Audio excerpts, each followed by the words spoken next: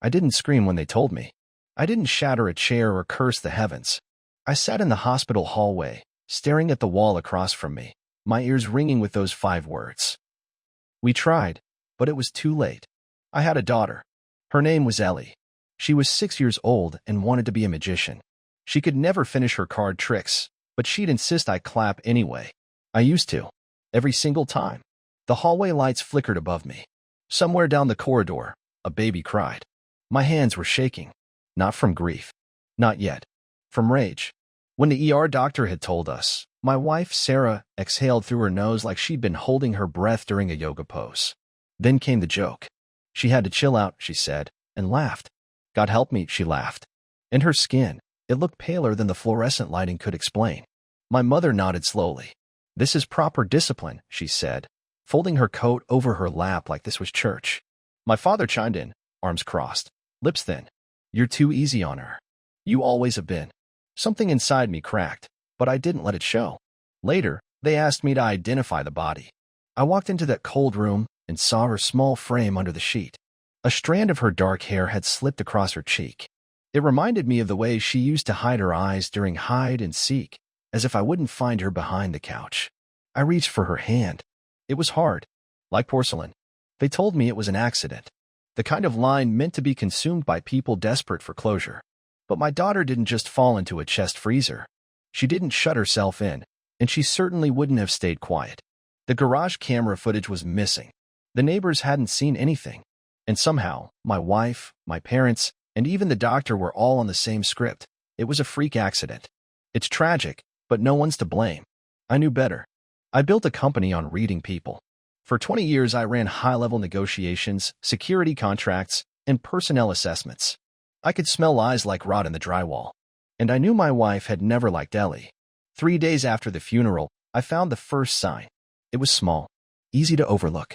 In a zip compartment of Sarah's yoga bag, under her neatly folded mat and extra headband, was a child's drawing, folded twice. The stick figures were crude, but the colors were specific. A red figure with yellow hair, a blue figure lying on the ground, and a black box with scribbled lines around it. The red figure was smiling. On the back, written in crayon, was the sentence. Mommy said I need to be quiet now. I sat on the edge of the bed, holding that piece of paper like it was the only fragile proof left in the world. And I understood then. Ellie didn't just die. She was silenced. And they wanted me to believe it was my fault for loving her too gently. They buried my daughter. Now I'd bury the truth. Or more precisely, I'd dig it up. The morning after the funeral, the house was too quiet. No cartoon jingles, no cereal bowls clinking. Just the persistent hum of the refrigerator, like it was mocking me. I sat in the kitchen, staring at my coffee until it turned cold. Sarah was already gone. She'd left a note, as if that excused anything. Going to yoga. I need space. Don't call. Space. After killing our daughter, she needed space. She hadn't cried. Not once.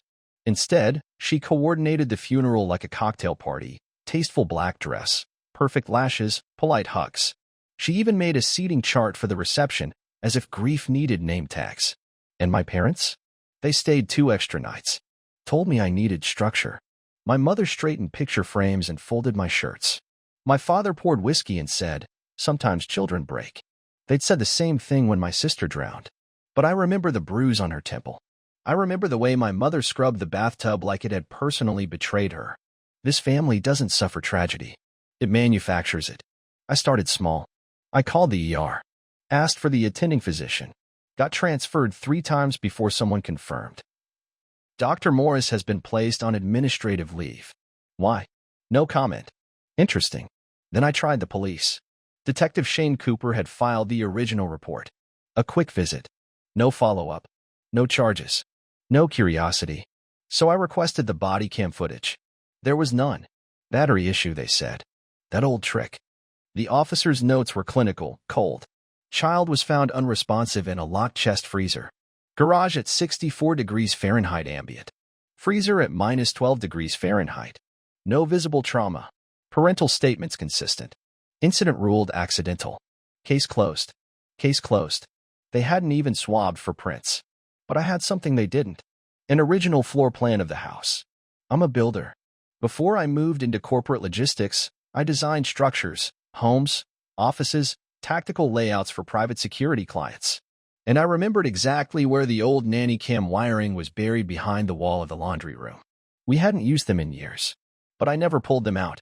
If Sarah had accessed the garage that day, if she'd moved the ladder that Ellie used to get to the freezer, if she'd opened it and walked away, maybe I'd catch a glimpse, a reflection, a shadow, something. That night, after the house was dark and my parents had gone back to their condo, I opened the wall. Behind the panel, dust, dead insects, a loose screw, and the black eye of an old Nest-style camera, still wired in. I pulled the memory card, plugged it into my laptop, crossed my fingers. It had synced. 3 days before Ellie died. And there, in blurry black and white, Sarah, dragging the ladder, opening the freezer, then calling over her shoulder. "Come on, Ellie. Show me your magic trick." My chest hollowed out. I pressed pause, then rewind. Played it again, and again, and again. The timestamp confirmed it. 2 hours before Sarah called 911. She'd stood there, hand on the lid, watching. She'd even taken a photo. I saw the flash. She wanted a souvenir. I copied the footage to a secure drive. Then I deleted it from the laptop. Paranoia wasn't a flaw, it was armor now. I stared at the screen. The camera paused on my daughter's blurry figure. She trusted her mother. That much was obvious. And now she was gone. But this was no longer grief. It was a crime scene. They were all in on it. Sarah, my parents, that doctor, maybe even someone higher. And I wasn't just going to expose them. I was going to make them unravel, one by one, the way they'd done to me. Step 1. Call in the only person I still trusted. Someone who owed me a favor. Derek Pham, ex-military, now a federal consultant. And, more importantly, an old friend who specialized in dismantling lies. I dialed his private number. He picked up on the first ring. "Tell me what they did," he said. Not if. Not "are you okay?" He already knew. Derek arrived 12 hours later. He didn't knock. He never did. Former Delta Force, now freelance investigator for federal agencies who didn't want their fingerprints on dirty cases. He moved like a ghost and thought like a strategist. I trusted him because he'd once dragged me through a war zone with a shattered femur and 3 hostiles on our tail. He didn't leave men behind. He wouldn't leave Ellie behind either. "You look like hell," he said, stepping into my living room. "Dead daughter," I replied. "It's the new cologne." He didn't smile. Derek never wasted expressions.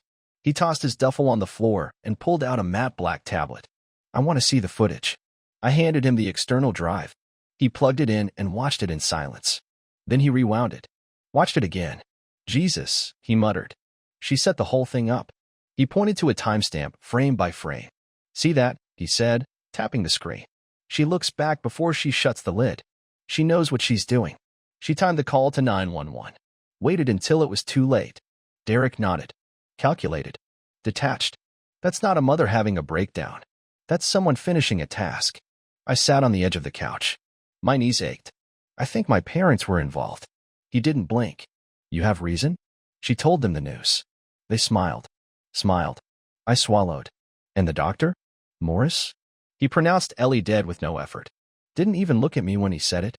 Derek's fingers flew across the tablet. "I'll need names. Phone numbers. Connections. Bank accounts. Every relationship Sarah had. Anyone your parents still talk to from back home. If this is a conspiracy, we trace it. If it's just sociopathic rot, we cut it out. And if it's both?" He looked up. "Then we bury them alive." We started building the list. Number 1, Sarah J. Harper. Age 37. Freelance brand consultant. No history of psychiatric care, but Derek noted, anyone that polished is hiding rot. Bank accounts under her name showed several unusual deposits. $7,500 from a firm called Betrayal Behavioral Solutions. A mental health clinic in name only. Number 2, Dr. Malcolm Morris. Age 49. ER attending. No online presence. His license had been suspended in 2017 for falsifying reports in a wrongful death case, reinstated 6 months later under exceptional circumstances. Number 3, Karen and Leonard Harper, my parents. Retired. Reside in a luxury condo paid for by an anonymous LLC. Derek traced it to a shell company called Vallon Properties, which, unsurprisingly, shared an address with Brightvale. Number 4, Detective Shane Cooper. Badge 76,329. Filed Ellie's case as accidental death by misadventure. No follow-up. No investigation. Derek's dark eyes narrowed. This guy has a gambling problem. Number 5, the executor. This one wasn't on paper, but it became clear someone had helped coordinate. Move files. White video. Clean fingerprints. Possibly someone in cybersecurity. Derek stood at my kitchen window that night, sipping black coffee as Seattle rain tapped the glass. This isn't just about Ellie, he said. This is old. Deep. The way they react, the control your parents have, the money trail, it smells like generational silence. You mean abuse? I mean conditioning, he said flatly. Ellie fought back. Maybe she said something. Maybe she saw something. And Sarah? She executed orders. Your parents rewarded her for it. That night, I opened the last birthday card Ellie ever gave me. She had drawn herself as a superhero. To Daddy, the strongest man in the world. I love you more than the sun. I ran my fingers over the crayon sun. It had a smiley face. And I made a vow, right there under a dead girl's sun. I would not simply grieve her. I would avenge her. We finalized the plan by midnight. Step 1. Sarah. Separate her from her enablers. Freeze her accounts. Feed her paranoia. Step 2. Dig into Dr. Morris' past. Find the crack. Exploit it. Step 3. Leak internal affairs requests on Detective Cooper. Make him sweat. Step 4. Confront my parents last, after they've watched the house of lies burn down. But first. Step 0. Ellie's autopsy. The real one. Derek made a call. A forensic pathologist who owed him for some long-ago favor answered. She agreed to exhume the body. Quietly. Independently. She'll find the truth, he told me. If there's even a whisper left in her bones, she'll hear it. I walked to Ellie's room and sat on her bed. The unicorn sheets were still tucked tight, the way she liked. I hadn't changed anything. Not yet. Not until they answered for it. All of them. Sarah didn't suspect a thing yet. Her first clue came Wednesday morning, when her favorite credit card declined at her boutique spa. Not once. Not twice. Every card. Every account. Locked. She texted me first. Rob? Did you freeze the accounts? Everything's acting weird. No emoji. That was her tells. When Sarah wasn't performing, she got sloppy. I waited exactly 5 minutes before replying. Must be a bank error. I'll check. She responded with a thumbs up, but I imagined her thumb trembling. Back at my office, Derek had finished installing the mobile command rig, 2 encrypted laptops, a mirrored phone surveillance station, and a private signal jammer that reduced our house to a digital dead zone. The official story was that Sarah's finances were being audited due to irregular offshore activity, courtesy of a spoofed alert sent from an internal Brightvale domain Derek had cracked last night. What's she doing now? I asked. He tapped the monitor, trying to reach her Brightvale contact. They're ghosting her. She panicking? Starting to. He looked at me, his expression unreadable. You sure you want her to unravel first? I didn't answer for a moment. I just stared at her blurred silhouette on the live feed as she paced the sidewalk outside her studio. Yes, I said. She was the last person Ellie saw alive. She gets to be the first to fall apart. The autopsy results came back the next morning. Derek opened the email. The pathologist's message was brief. Clinical. Surgical. Subject exhibited signs of chemical sedation prior to death. Traces of zolpidem and chloral hydrate. Levels inconsistent with child dosage. Evidence suggests she was unconscious before exposure to freezing temperatures. I stared at the screen. I read it again. And then a third time. Zolpidem. Chloral hydrate. Sleeping pills. Hypnotics. Sarah didn't just lock Ellie in. She drugged her first. She wanted it clean, Derek muttered. No struggle. No scratches. No bruises to explain. She didn't want Ellie to wake up screaming, I said. And then, quieter, or calling my name. We sat in silence. Derek didn't offer sympathy. That wasn't his style. Instead, he reached for the whiteboard. Drew 5 boxes. Sarah, Morris, Cooper, Karen, and Leonard. This isn't just a web, he said. It's a ritual. Everyone played their role. The doctor buried the evidence. The detective closed the case. Your parents validated the lie. And Sarah, he drew a circle around her name. She executed the sentence. We hit the doctor next. Dr. Malcolm Morris lived in a brownstone 2 blocks from the clinic that gave him a second chance. He had 2 cars, 1 mistress, and a history of ghostwriting autopsy reports for families that wanted inconvenient truths to go away. Derek slid a packet across the table. Surveillance photos. Old board complaints. A copy of a sealed deposition from a malpractice suit involving a compromised toxicology report. How'd you get this? I asked. Derek shrugged. Some trash can still talk. He made the call anonymously. Sent the file to a local journalist. 24 hours later, Dr. Morris's face was on the evening news. ER doctor under review for prior malpractice. Suspended during ongoing investigation. I sat back and watched the broadcast. My coffee went cold in my hand. I didn't smile. This wasn't joy. It was forward motion. Sarah showed up at my office 2 days later. I'd expected rage. She brought tears. I need your help, she whispered, her mascara streaking. Everything's falling apart. My cards. My clients. Now Morris? It's like someone's. She trailed off. She looked me in the eye. Like someone's doing this on purpose. I said nothing. Just handed her a tissue. Did you love her? I asked quietly. She froze. The question didn't belong in the conversation. It caught her off script. What? Ellie, did you love her? Her jaw trembled. But not from grief. She made things difficult, she finally said. She wouldn't listen. She had to be taught. She was 6. My voice was calm. Flat. She was 6 and afraid of the dark, and she never liked that freezer. She used to beg me to lock it so it couldn't eat her. Sarah's mouth twitched. Don't twist this, she whispered. I leaned forward. I'm not twisting it, I said. I'm remembering it. Because someone in this house has to. She stood abruptly, snatched her purse, and left. Derek, who had been watching the conversation through a secure link in the next room, appeared a moment later. She's unraveling, he said. Good. I looked down at the crumpled tissue on my desk. Next up, he tapped the board. A red marker circled the name. Detective Shane Cooper. Detective Shane Cooper wore his corruption like cologne. Thick, synthetic, unmistakable. Derek had his file in under 12 hours. Married, no kids. Drives a 2019 Charger. Leased.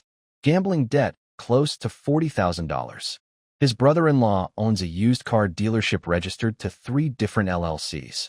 You want to guess who helped falsify the freezer report? Derek asked. Brother-in-law. Bingo. The payoff came through his shop. Consulting work. For grand. Day after Ellie's death. I stared at the scanned invoice. The line item read, Vehicle appraisal services for private client. My daughter's life, reduced to a line of legal fiction. Derek flipped the page. Cooper's been a ghost for the last week. Pulled off a domestic case. Vacation time approved suspiciously fast. Where is he? Cabin near Lake Verona. You want to talk? We go now. I didn't answer immediately. The thought of seeing the man who dismissed Ellie's death as an unfortunate accident made my throat tighten. But I needed him to talk. Not disappear. Not yet, I said. Let's scare him first. That afternoon, Derek hand-delivered a package to the Internal Affairs Bureau. Inside, a copy of the original death report, a screenshot of the bank transfer to the dealership, a background memo, stamped confidential, listing Cooper's prior complaints. None had been pursued. Until now. By sunset, whispers were already circling the precinct. Cooper's badge was unofficially on pause, and the man was suddenly unlisted on the department's active roster. By midnight, Cooper was calling his old union rep. By dawn, he was calling me. I let it ring. Friday, 9:17 a.m. Lake Verona, upstate. The cabin was modest, secluded. 1 road in, 1 road out. Derek parked the SUV 100 yards back. We walked the rest. The porch creaked as we stepped up. Cooper answered the door half-dressed, half-shaved, fully panicked. His eyes flinched when he saw me. Rob. Jesus Christ. What the hell is going on? He rasped. You called me, I said. Because Internal Affairs is crawling up my ass. You're behind this, aren't you? Derek stepped into the doorway. Careful, detective. That sounds like an accusation. Cooper blinked. Realized who he was speaking to. Took a half step back. I held up a USB stick. You're going to watch something. Then you're going to answer a few questions. No lawyers, Derek added. Not unless you want a SWAT team seizing your burner accounts. I plugged the stick into his laptop. We watched the garage footage in silence. Sarah dragging the ladder. Sarah opening the freezer. Sarah calling Ellie over. Sarah waiting. Then silence. Cooper sank onto the couch. The room was dead quiet except for the ticking of a cheap wall clock. She said it was an accident, he whispered. I bet she did, I said. And you believed her? No. I believed your mother. She's the one who made the call to the precinct. Told me it was a sensitive matter. Said you were grieving and couldn't handle the truth. Of course she did, I murmured. They paid me to fast-track the report. I didn't know. Don't finish that sentence, Derek interrupted. Because we don't believe in partial redemption.